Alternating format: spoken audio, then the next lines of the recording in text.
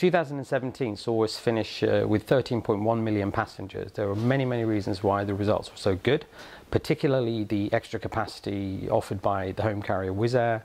We also had extra growth from Ryanair, and then we saw a lot of surge in capacity from some of the flag carriers as well, with Air France and KLM both increasing the frequencies to their hubs.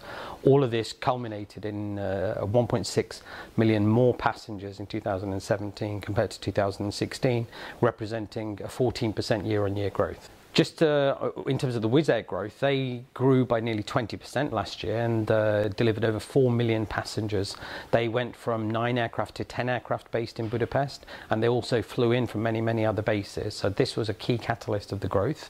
In terms of Ryanair, they also grew, this time by 20% as well, and they grew to over 2.2 million passengers.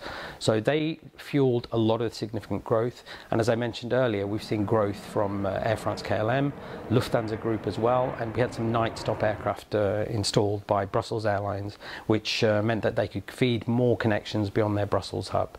So all in all, I think of the 45 airlines that are operating in Budapest, I would say 40 of them grew successfully. So this all led to the significant growth of 14% year on year, which is excellent for Budapest. So the most popular destination of all remains London, with over 1 million of the total passengers, actually 1.3 million of the total passengers flying to London, to 5 of the 6 airports there. And this was great, but it was typical of the previous year. The London growth slowed down to just over 1.2–1.3% compared to previous years. Outside of London, the biggest growth cities were Tel Aviv. They grew by about 20%. We saw Istanbul grow, we saw Frankfurt grow, and we saw Berlin, quite a lot of growth in Berlin as well. And the reason why Berlin grew is because despite Air Berlin collapsing, we saw a lot of new entrants coming in the way of Wizz Air, for example, Ryanair operating there, EasyJet are operating there. So we have many, many more seats, and all of these fueled the growth of those cities. So the game has changed a little bit on some of those destinations with new entrants. And in terms of number of airlines operating on more than one airline operating on a single route, of all of the 125 destinations, 33 airlines, 33 routes are competed, which means that there's more than 2 or more airlines on those routes. And this is good for consumers, it's good for competition, and all of this means that when the prices are more affordable for everybody, it's encouraging more and more people to fly, and that's adding to the passenger growth. The decision by LOT Polish Airlines to launch transatlantic services directly from Budapest to New York and also from Budapest to Chicago was a key milestone for us. They announced it in July, and they will commence services this May 2018, 4 times per week to New York, twice per week to Chicago. And this is not just a great success in closing those transatlantic routes that we've been chasing for 4 or 5 years. It's been a huge success because it demonstrates their opportunity to now build a second Central Eastern European base here in Budapest.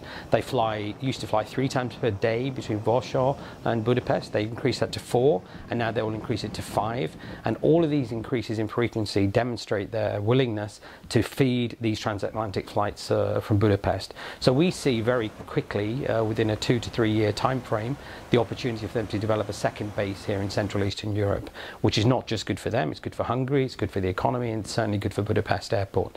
And this is something that we've worked with them for over a year on, and we see hopefully good news going forward as well about additional long-haul routes, perhaps from 2018 winter as well. Bud 2020, as part of the ongoing project Pier B, which is in the midst of construction at the moment, is scheduled to open this September, and this will provide us with much needed wide-body gate capacity.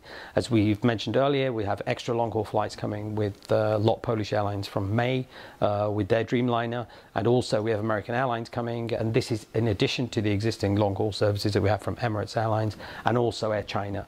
So what we've experienced is probably 1 or 2 challenges to try and accommodate everybody at the same time, but the pier will give us that capability. So therefore the message that we're giving to airlines around the world is that we've got all of the facilities that you need to have to help accommodate you. So that was one of the key big projects of Bud 2020.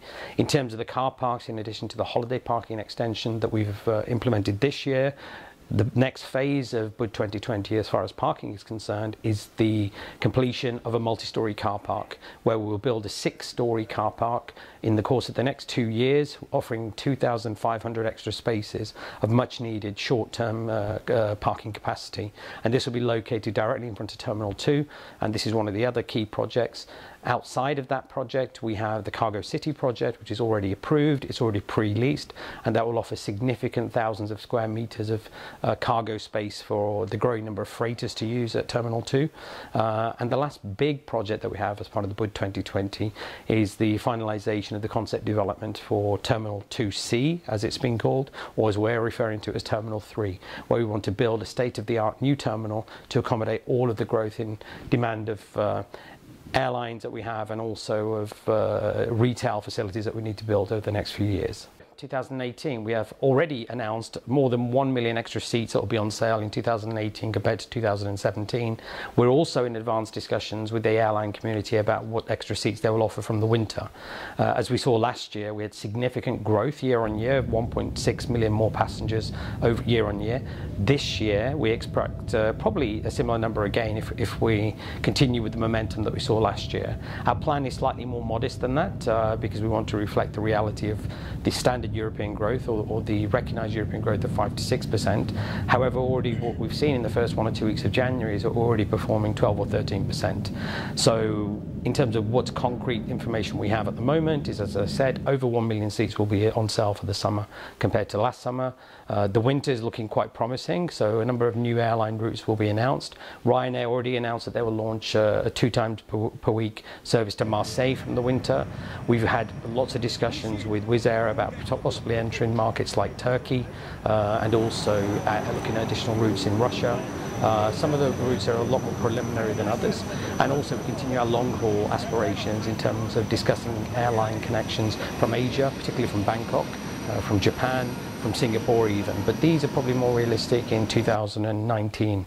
As I've mentioned previously, it takes up to 3 years to negotiate with a long-haul airline because they have smaller capacity to allocate in terms of the absolute numbers of units compared to a short-haul airline. This is why we spend a considerable amount of time trying to persuade them. So where we see the growth coming from this year is more or less central to this region, and also intra-European. And this is probably the single most important measure for the market as well, because the more connectivity you have, the more accessible it becomes for people to come to and from Budapest. And this is an important indicator to improve trade with many, many European countries. For us to get to 15 million passengers, we need to make sure that the growth that we're experiencing will continue. If it continues at double-digit pace, then of course we will get to 15 million passengers by 2020. Realistically, I think it's most probably going to be 2021, because that's more in line with the average European growth rate, but why not? 2020 could be the earliest that we see 15 million, as we saw last year compared to the year before, 1.6 million extra passengers in an extraordinary year. So if I was a betting man, which I'm not, we'd see it in 2020. You